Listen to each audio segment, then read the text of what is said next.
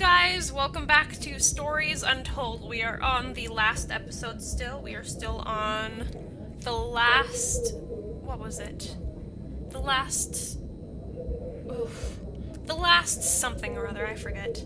Session! There we go. About time. And we've gone through some deep shit. I've seen my head get drilled. Oh, it was ridiculous. And now we're back to where it all began.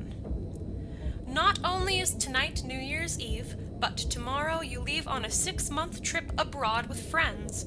Mum, Dad, and your sister Jennifer have decided to throw a party to celebrate it all. The house is full. You're in the living room, and as usual, you don't recognize a soul. Let's look around then. The room is full of chatty strangers, mostly friends of Mum and Dad. There's a door to the hall. Let's leave the room then. You push through the crowd into the hallway. The hallway is as welcoming as ever, only this time the folks have put a great big banner up across the main wall. Half-finished drinks are abandoned on almost every horizontal surface. Stairs lead up, although the party is firmly downstairs. Let's go upstairs, because forget the party. As much as you'd love to, you promised to stay downstairs with the party. Fine, then let's go to... kitchen. There's a kitchen, right? They say all the best parties are in the kitchen. Ha. The kitchen is full of people and loud. There are drinks and food on the table, and the party is in full swing. Dad has cooked a hog roast, which sits proudly on the table, although no one is eating it. That's a shame. There is a utility room, and writing on the wall, also, Jen is here, signaling you.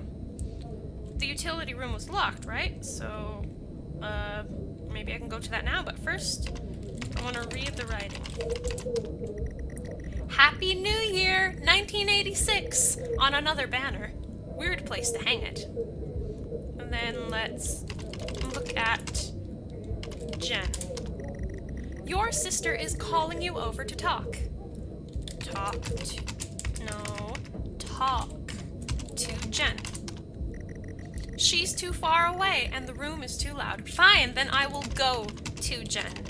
Don't be sassy with me. You push through, apologizing over and over to get to Jennifer. You hug. You're going to miss each other. You thank her for the party. She asks if you are enjoying the party. No. You tell her you're not having fun. She frowns. She tells you to enjoy it anyway, and to loosen up. She asks you to get her a drink. Get drink. You pour Jen a drink, and one for yourself too. There's never an awkward silence with Jennifer. She always has a question. She asks if you have everything sorted for the big trip. Yes. You tell her yes, that you have packed everything with plenty of room to spare. Another hug. Your family have really gone out of their way to make this trip happen for you. It might be what you need to get some perspective and maybe not fuck up so much. Relatable. She's going to miss you. You are going to miss her. She walks away. Jen has disappeared into the crowd. You're left standing, nodding and smiling at the approving faces. There is so much to do for this move. Can't mess it up. But first, a drink. Again?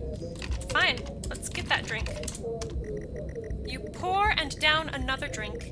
Anything to move the night along. Can I do the utility room door now?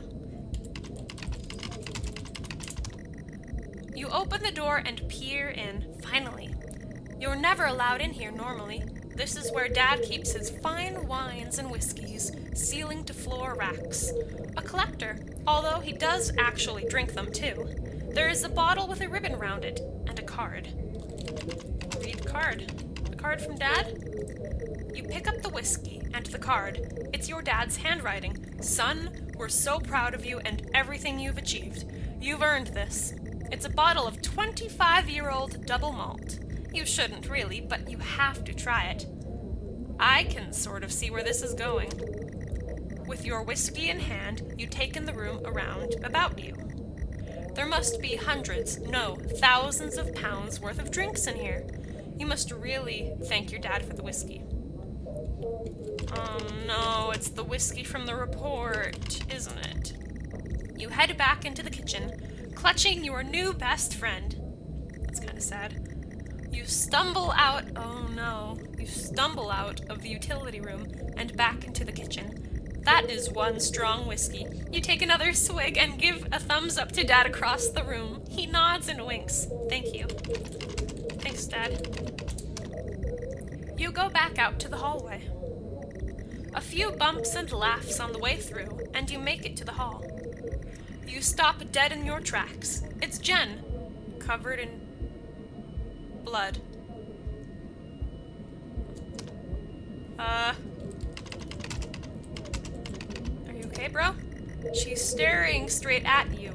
No one else notices. Let's keep looking at her. Staring contest. Blood is dripping down her face. It's mixing with tears. Talk to Jen? I'm sorry, I don't understand. Let's look at her again. Jen. Oh, is this... I don't understand.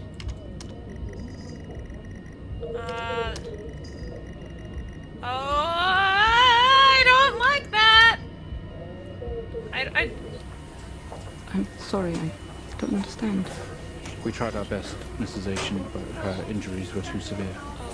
No, I don't understand. I was just talking to her. I'm afraid Jennifer passed away before we could get to her in Sander? surgery. We did the best we could. I am so sorry. Where is she? Mom? Let me see her. Please, Mrs. Asian, take a seat. Mom, please. I don't want to take a seat. Let me talk to her. Now. She's dead. I'll arrange for you to see her. In the meantime, James is in recovery. Thank you. He's stable for now. I don't want to see him. Mom? Hi! Does that make that body Jen, then? That's Jennifer.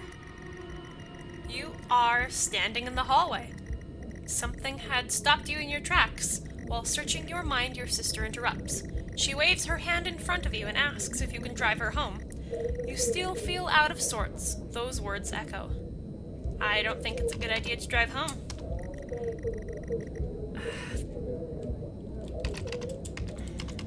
Talk to her? Yeah, we can talk in the car. Go get your keys. Jen, please, this is a really bad idea. Where are my keys?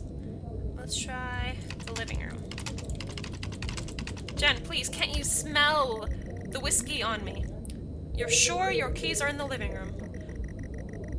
The living room has a much more relaxed atmosphere compared to the kitchen. Various guests are sat on the chairs having civilized conversations. There's a coffee table in the middle of the room. Your mom is pouring a drink at the drinks cabinet.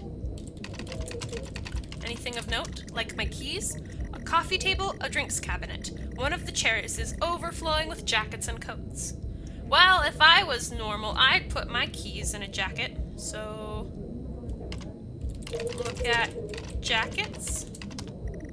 You search through all the jackets and coats until you find yours. Aha! Car keys in the pocket. You grab both.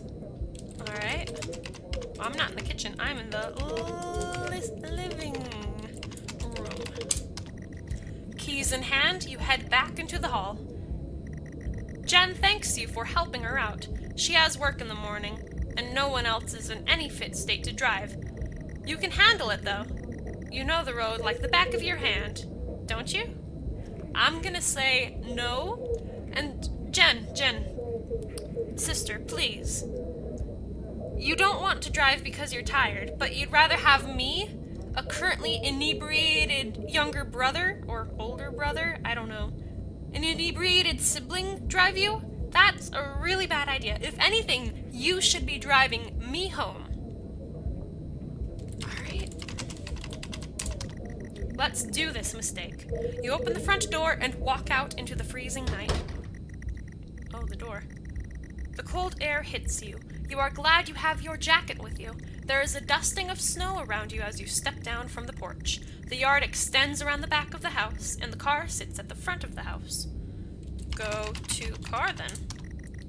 You fumble with the car handle, confused, until Jen tells you to maybe use the key in your hand. Geez, alright, we're gonna be specific. Unlock car. Fumbling with the car keys, you eventually get the door opened and climb inside. Oh, the car is freezing. As you fumble around with your seatbelt, your sister opens up the car glove box and hands you a note and a key that was inside. She tells you that it's for you when you return. Are you sure I can't just look at it now? Because I don't think I'm gonna return. The note is from your dad and reads, "Hi son, hope you enjoy your break. You'll need to fire up the generator around back to get power and lights on. Also found something in the attic for you. It's in your room." Oh, that's like from the first episode! Oh my god. The car is free, and we're back to... Alright. I forgot that it repeats itself sometimes. It's time to go! Alright, whatever. Start car. Car. You try to turn the ignition with sheer willpower despite holding keys in your hand. Don't be sassy with me! I may be drunk, but I'm not dumb. Use keys to start car. It takes a number of attempts, but you eventually slot the key into the ignition. Jennifer, if this isn't a big stop sign, a big neon sign saying, wait, if this isn't some sort of clue to you that I'm not fit to drive, I think you may be as dumb as I am. Now let's start the car. You turn on the key in the ignition, and the car roars to life. Drive. No, I didn't mean drave. I'm sorry. Drive. The car squeals but stays stationary. Jen suggests releasing the brake, giving you a wide-eyed stare. Jen, again, please, if you really want me to drive, give me a second. I am shit-faced right now. Release brake. You very hesitantly release the handbrake. Now let's drive. You put the car in gear and pull out the driveway like a first-time driver. You really shouldn't be driving. Jen, I am driving, very drunk, on the road towards the town where your sister stays. Jen started dozing off as soon as the journey got along. This shouldn't take too long. You come to a junction. Is it left or right? You can't remember. Left. Did I not type it right? Right? Ask Jen. She grunts and throws her arm to the left. It's left. Of course it's left. So let's go right. I promise I can type. I am not incompetent. Go right. As you start to turn right, a startled Jen grabs the wheel. It's left, not right. Confident that you are on the right road now, you loosen up and put your foot down on the accelerator. You feel powerful as the engine roars at your command. Jen sits up in her chair and clutches your arm. She asks you to slow down. So let's slow down then. That's not what really happened though, is it? You're all over the place, James. Pull over. Oh, that's Jennifer! Jen is hitting your arm and yelling at you. Crazy sister. Strange. There's a set of headlights coming directly at you, but really slow, like slow motion. Stop car? You try to react, but your body isn't responding. There's nothing you can do to stop this. There's no way to control it. The lights merge with your car, the outside joins the inside, the whole world around you James, for begins fuck's sake, pull over!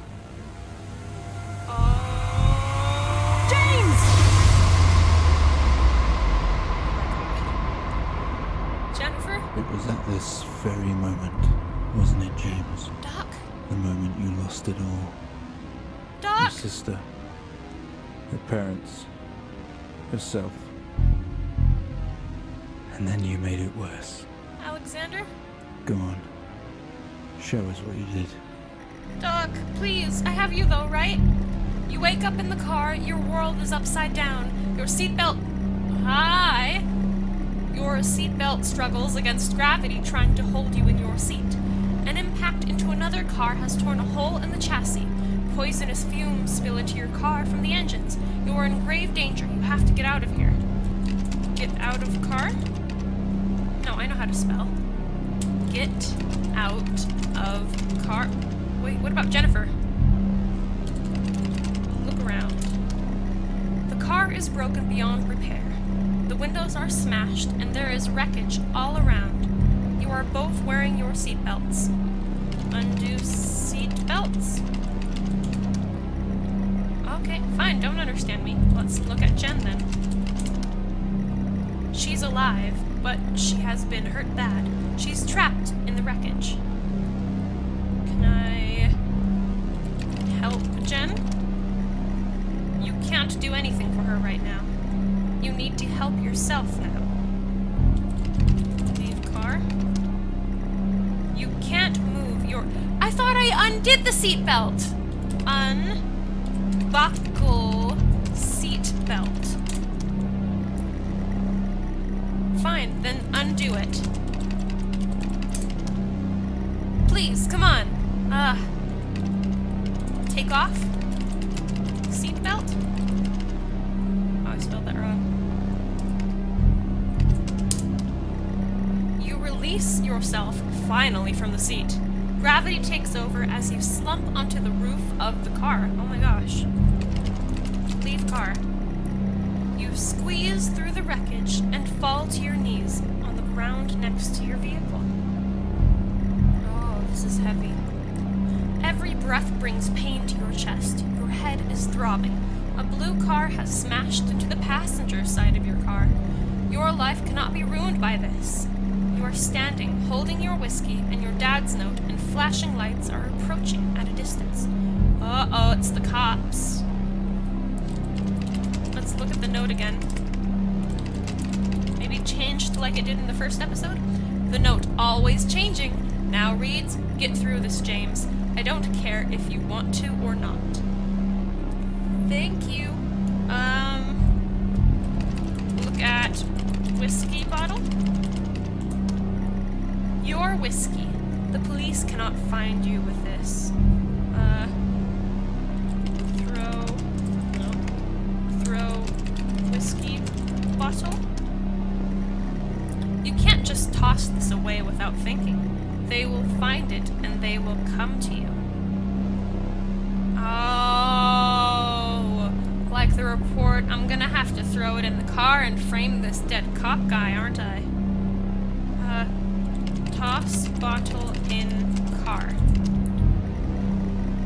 No, but like... I know, how do I put it in the car? Go to blue car. The door is jammed. You don't have time for messing around like this, James. Who are you to tell me what to do? Put bottle in blue car. There we go. What good is pouring it out here going to do, James? You still have the bottle. Throw bottle in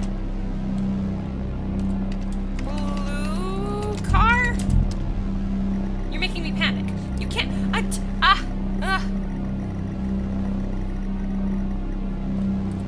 Put bottle in passenger seat.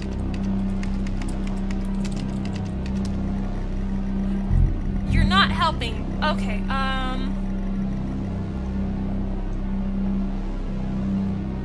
walk to blue car.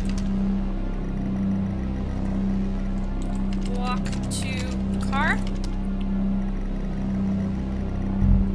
Go to car. What car? The other blue car or yours? The blue car. Go to blue car, please. Whoa. The door is jammed. You don't have time for messing around. I know. Is this like a timed thing? Because this is freaking me out. The lights aren't helping, guys. Please.